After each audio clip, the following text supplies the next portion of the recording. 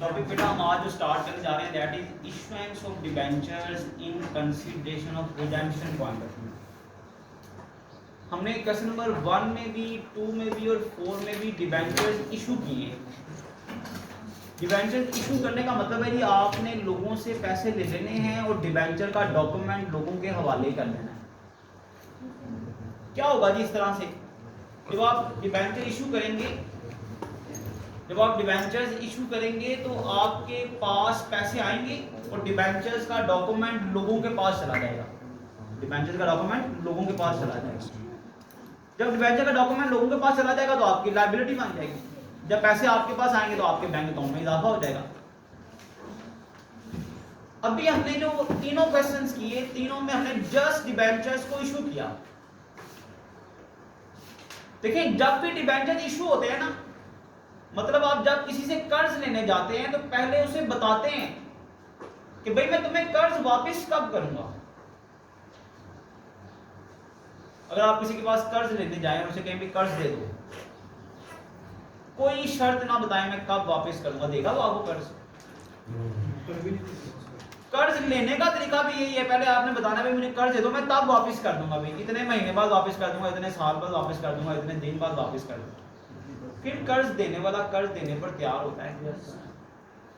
इसी तरह जब कंपनी डिबेंचर इशू करती है ना, कर्ज लेती है लोगों से, कर्ज मांगती है लोगों से, तो कंपनी साथ ही बताती है भाई कि डिबेंचर हम इशू कर रहे हैं, हमें कर्ज दें आप, हम आपके पैसे इतने अरसे बाद वापस करेंगे।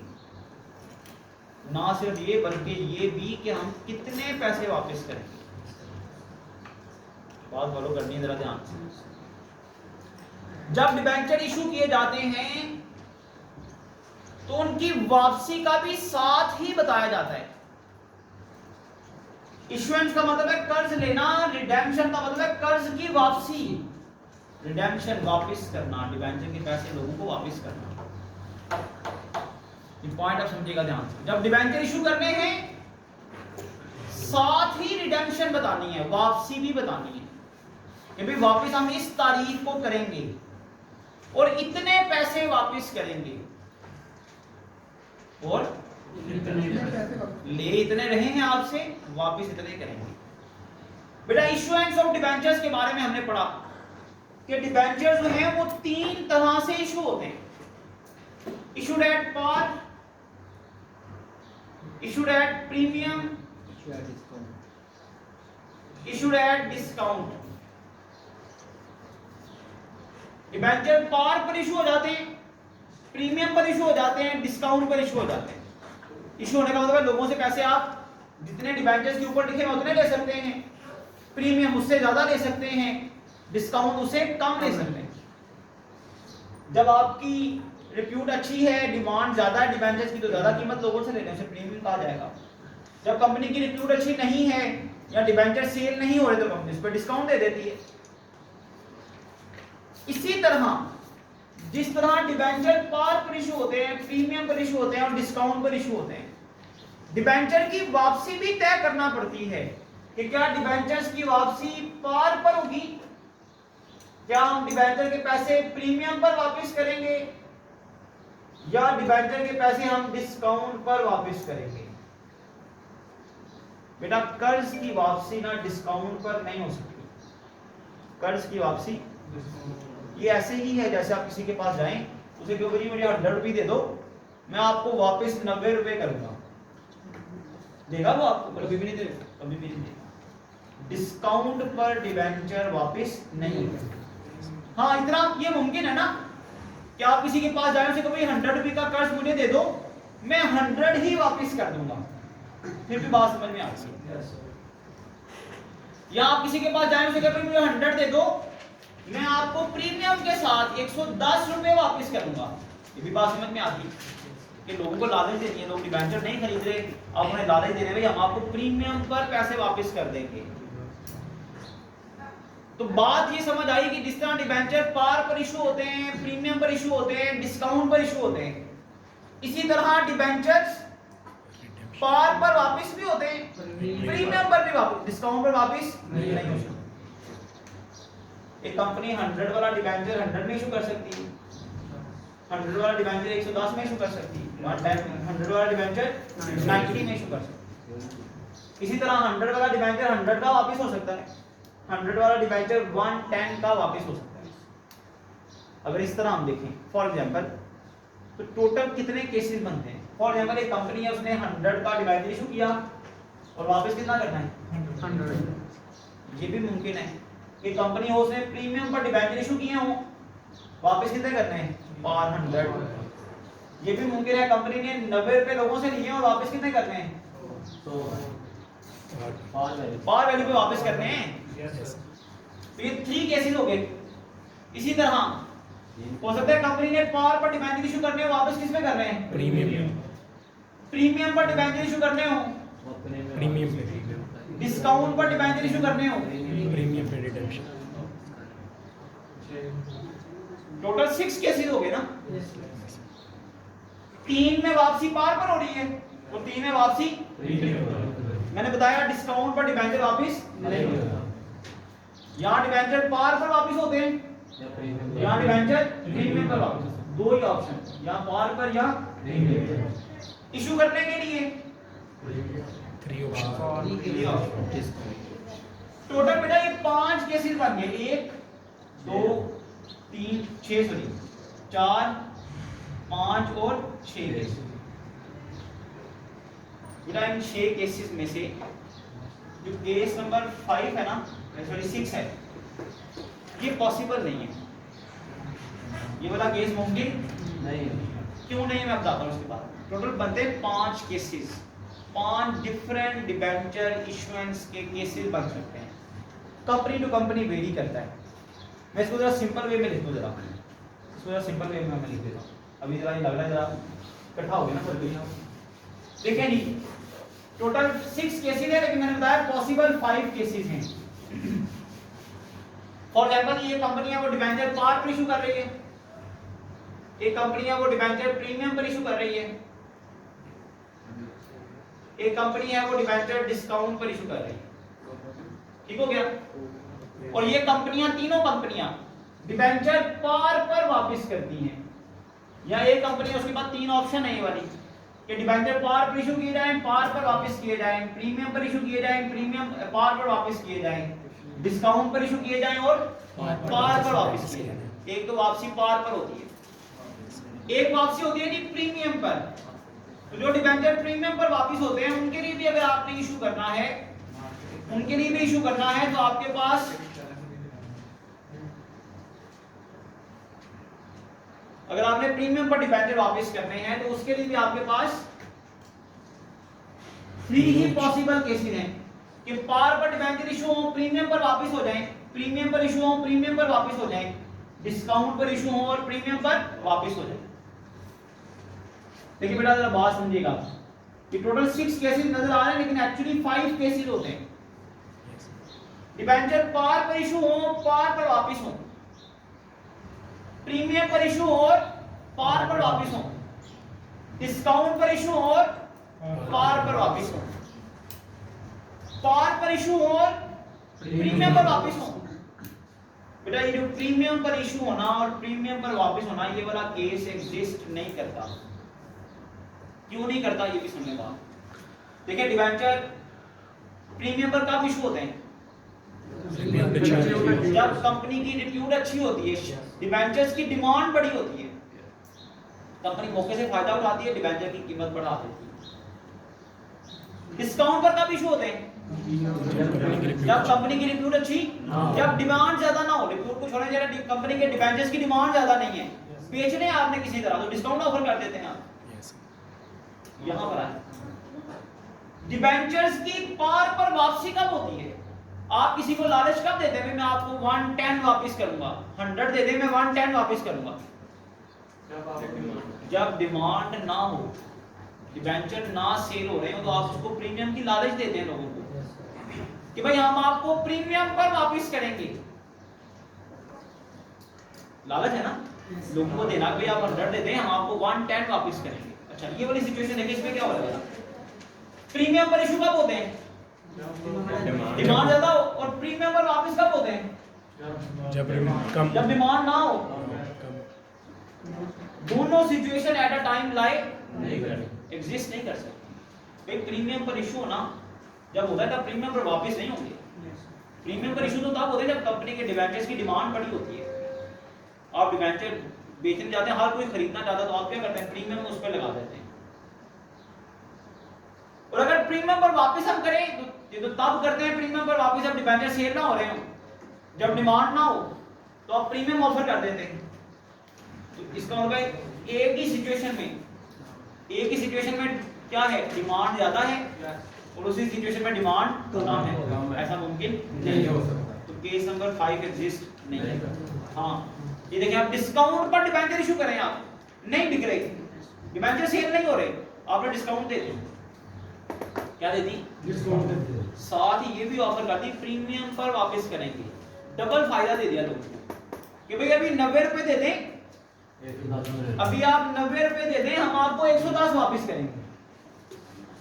ये तो बात में आती है ना कि आपने डबल फायदा दे दिया ना लोगों को कि भाई अभी डिस्काउंट ले लें, फिर हम वापस भी आपको 110 करते हैं, इसी तरह डिबेंचर सेल हो जाए से।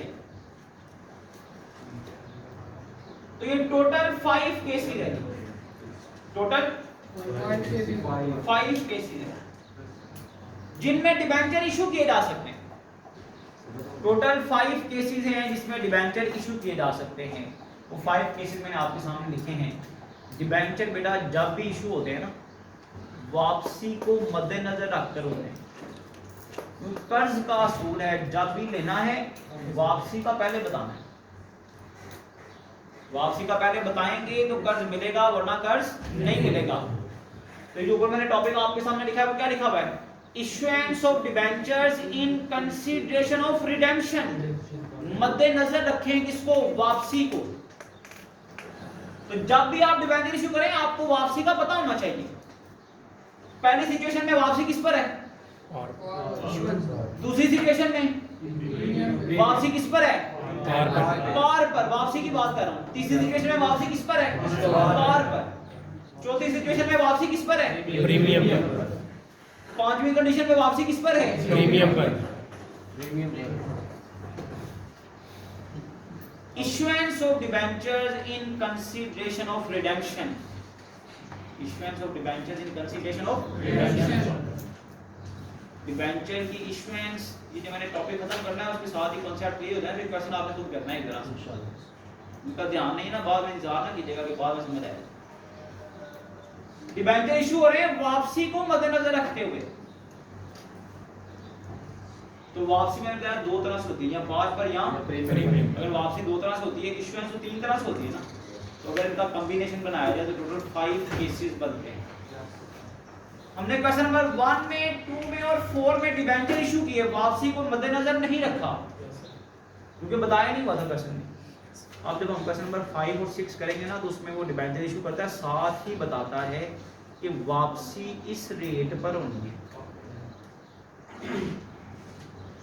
जब वापसी को मद्देनजर रखेंगे, आप पॉइंट समझे जरा ध्यान से, क्या फर्क पड़ेगा भाई इश्यूएंस में, इश्यूएंस में क्या फर्क पड़ेगा जब हम वापसी को मद्देनजर रखेंगे। देखिए इस टॉपिक को सुने तो समझे क्या लिखा हुआ है, डिबेंचर इशू करने हैं वापसी को मद्देनजर रखकर, करने इशू हैं, कंसीडर किसे करना है, वापसी को करनी, इश्यूएंस की एंट्री है, मद्देनजर रखना है, कंसीडरेशन में रखना है किसको, वापसी को। जब आप वापसी को मद्देनजर रखेंगे, रिडेम्पशन को मद्देनजर रखेंगे, इससे होगा क्या। देखिए बेटा रिडेम्पशन होनी है 5 साल बाद, 2 साल बाद, 10 साल बाद। रिडेम्पशन आपका फ्यूचर है, रिडेम्पशन क्या है, फ्यूचर। इश्यूएंस प्रेजेंट है, इश्यूएंस प्रेजेंट है, इश्यूएंस हाल की बात है, आज डिबेंचर इशू करते हैं, वापसी तो नहीं है 5 साल बाद, 10 साल बाद। जब हम इशू करते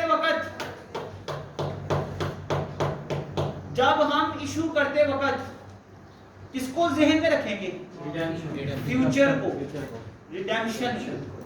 तो यहां पर अकाउंटिंग का प्रिंसिपल आ जाएगा, अकाउंटिंग कॉन्सेप्ट यहां पर आ जाएगा। अकाउंटिंग का कॉन्सेप्ट है कि अगर मुस्तकबिल को आप आज असेस कर लें, पता चला लें। अगर मुस्तकबिल में आपको नफा नजर आ रहा हो, मुस्तकबिल में आपको फायदा, आपको प्रॉफिट, नफा नजर आ रहा हो, तो अकाउंटिंग का कॉन्सेप्ट है कंजर्वेटिज्म। अकाउंटिंग प्रिंसिपल है कंजर्वेटिज्म, जिसके मुताबिक अगर मुस्तकबिल में नफा, प्रॉफिट नजर आ रहा हो तो उसको प्रेजेंट में इग्नोर कर दिया जाता है, उसकी परवाह नहीं की जाती, उसको रिकॉर्ड नहीं किया जाता। अगर मुस्तकबिल में नफा नजर आ रहा हो कि हमें होगा, अगर इशू करते वक्त हमें ये पता चल जाए कि हमें वापसी के वक्त फायदा होगा, तो उस फायदे को इग्नोर करते हैं, उस फायदे को इग्नोर करते हैं। लेकिन अकाउंटिंग प्रिंसिपल है कंजर्वेटिज्म, जिसमें अगर मुस्तकबिल में नुकसान नजर आ रहा हो तो ये अकाउंटिंग प्रिंसिपल है कि उस नुकसान को जो मुस्तकबिल में होना है उसको आज लिख लें।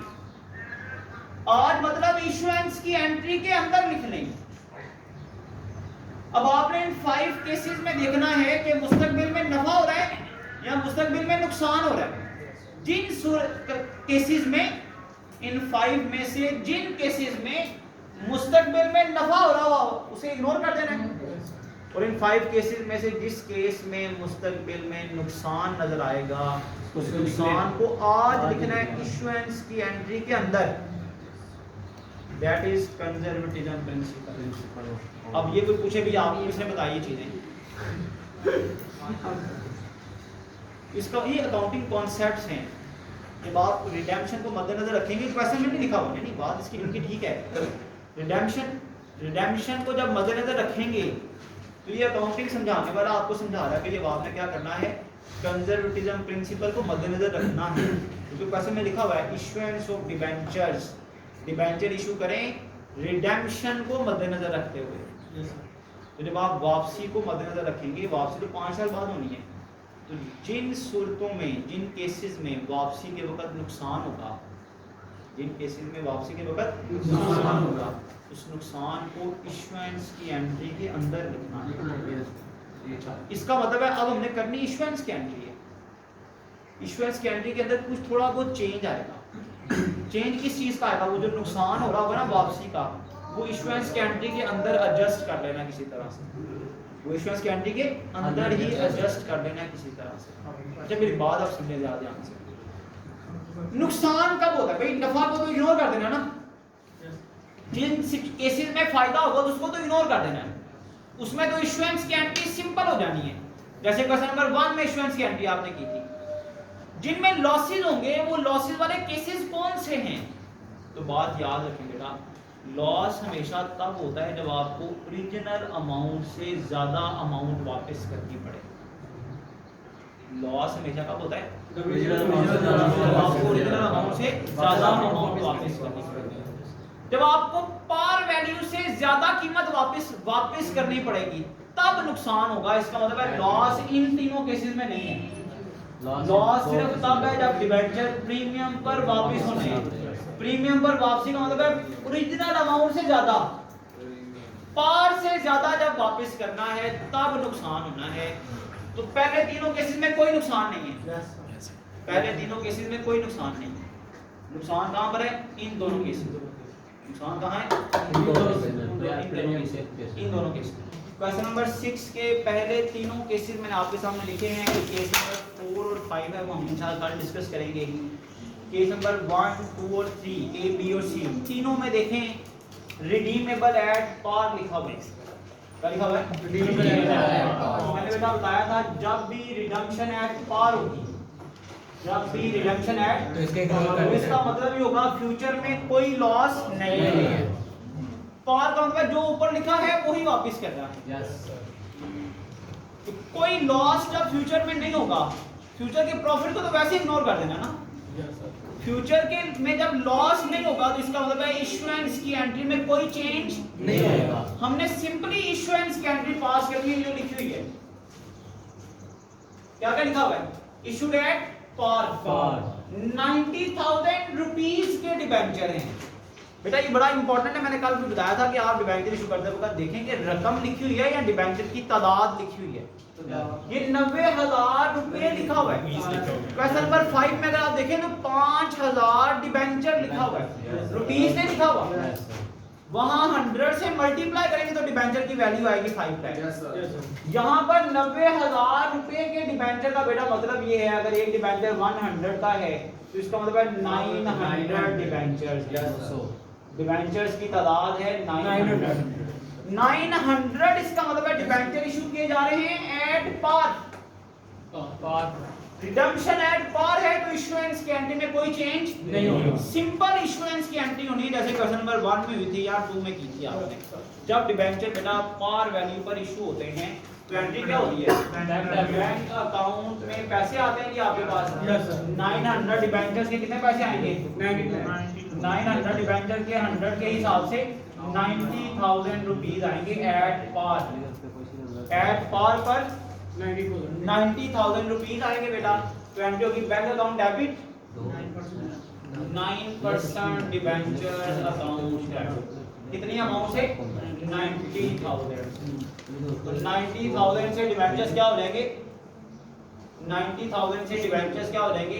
इशूड हो जाएंगे। सिंपल देखिए इशुएंस कैंट्री है, कोई चेंज नहीं। जैसे क्वेश्चन नंबर 1 में कीजिए आप, पार वैल्यू पर डिबेंचर इशू होगा तो एंट्री होगी bank account debit 9% debentures account debit. क्योंकि रिडेम्पशन एट पार थी तो इशुएंस कैंट्री में कोई चेंज नहीं आएगा। यहाँ पर भी रिडेम्पशन एट पार लिखी हुई है, यहाँ पर भी इशुएंस कैंट्री में कोई चेंज नहीं। सिंपल इशुएंस कैंट्री करें, क्या लिखा हुआ है? 90,000 रुपए के डिबेंचर हैं, 10% डिस्काउंट पर इशू किए जा रहे हैं। बेटा जब डिबेंचर डिस्काउंट पर इशू किए जाते हैं तो आपको ये फाइंड आउट करना पड़ता है 100 वाले डिबेंचर पर 10% डिस्काउंट का मतलब हुआ 10 रुपये डिस्काउंट। इसका मतलब है 100 वाले डिबेंचर पर 10 रुपये डिस्काउंट का मतलब हुआ 90 रुपये का आपने डिबेंचर इशू करना है। देखिए टोटल 900 डिबेंचर्स हैं, टोटल 900 डिबेंचर्स हैं। इनकी वैल्यू 100 के हिसाब से 90,000 बनती है, लेकिन आपने डिस्काउंट पर इशू करने हैं लोगों से 90 रुपये के हिसाब से आपने अमाउंट लेनी है 81,000 लोगों से आपने लेना है। 10 रुपये के हिसाब से आप लोगों को डिस्काउंट दे रहे हैं, 9,000 की आप लोगों को डिस्काउंट दे रहे हैं। 90,000 रुपीस के डिबेंचर हैं, उस पर 10% डिस्काउंट है, 10 रुपये डिस्काउंट बनती है, तो इसका मतलब हुआ आपने 9,000 की डिस्काउंट लोगों को देनी है। डिबेंचर जब इशू होते हैं डिस्काउंट पर तो एंट्री बेटा क्या होती है? बैंक अकाउंट डेबिट कितनी अमाउंट से? 81,000 रुपये आपके पास आएंगे। आपने लोगों से 90 रुपए के हिसाब से 81,000 रुपया लोगों से लेना है, 81,000 रुपीज लोगों से आप लेंगे। तो बदले में जब आप डिबेंचर इशू करेंगे तो 9% डिबेंचर्स बेटा क्रेडिट होंगे और डिबेंचर्स हमेशा पार वैल्यू से क्रेडिट होते हैं। डिबेंचर्स हमेशा 900 डिबेंचर जब इशू होंगे तो 100 के हिसाब से आपने उनकी वैल्यू लिखी है। अब 90,000 रुपए के डिबेंचर आपने 81,000 रुपये लोगों से लेकर उनको इशू कर दिए हैं। 9,000 की आपने लोगों को डिस्काउंट दे दी है। तो डिस्काउंट डिबेंचर्स की जो डिस्काउंट है वो डेबिट होती है और बैलेंस शीट में डेफर्ड कॉस्ट में लिखी जाती है discount on issue of debenture. Just like जिस तरह हमने क्वेश्चन नंबर 1 में किया था वैसे अब हमने इसको कर दिया है। Bank account debit, discount on issue debentures debit और डिबेंचर्स अकाउंट क्रेडिट। कोई चेंज आया इशुएंस की एंट्री में? सिंपली इशुएंस की एंट्री हम करते हैं, क्योंकि जब रिडम्पशन एट पार होती है तो इशुएंस की एंट्री में कोई चेंज नहीं आता। जिस तरह शेयर्स की इशुएंस पढ़ी थी हमने उसी तरह डिबेंचर्स की इशुएंस है। जिससे मैंने क्वेश्चन नंबर 1 यहां पर करवाया था वैसे ही देख लें आप। क्वेश्चन नंबर 6 की हमने फर्स्ट एंट्री पे पैसे किए, सेकंड एंट्री पे पैसे किए। थर्ड एंट्री देखें क्या लिखा हुआ है? Issuance of debentures at 5% premium. Issuance of debentures at 5% premium. जब डिबेंचर्स आपने 5% प्रीमियम पर इशू करने हैं, जब डिबेंचर्स आपने 5% प्रीमियम पर इशू करने हैं तो कैलकुलेट करेंगे प्रीमियम की वैल्यू कितनी बनती है। 100 वाले डिबेंचर्स पर 5% प्रीमियम, 5% प्रीमियम का मतलब वो 5 रुपए प्रीमियम है। इट मींस 100 वाला डिबेंचर आप 5 रुपए प्रीमियम के साथ 105 का इशू कर रहे हैं।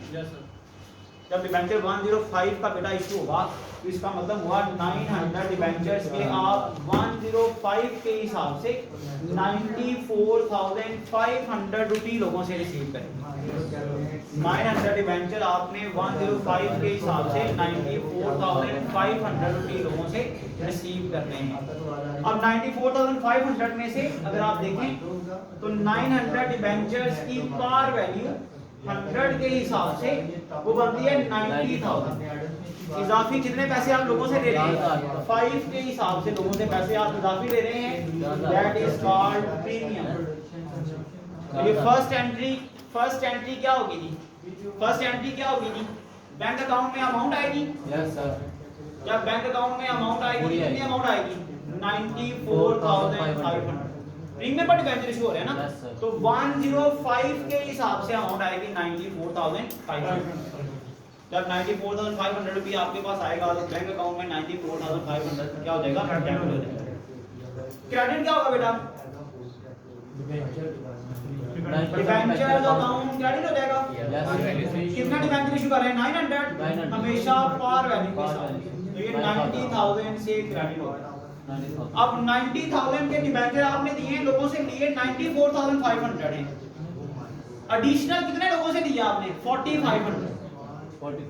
900 डिबेंचर के 5 के हिसाब से 4,500 आपने लोगों से इजाफी लिए। That is called premium. और डिबेंचर्स का प्रीमियम हो या शेयर्स का प्रीमियम हो, हमेशा क्रेडिट होता है। Premium on issue of debentures.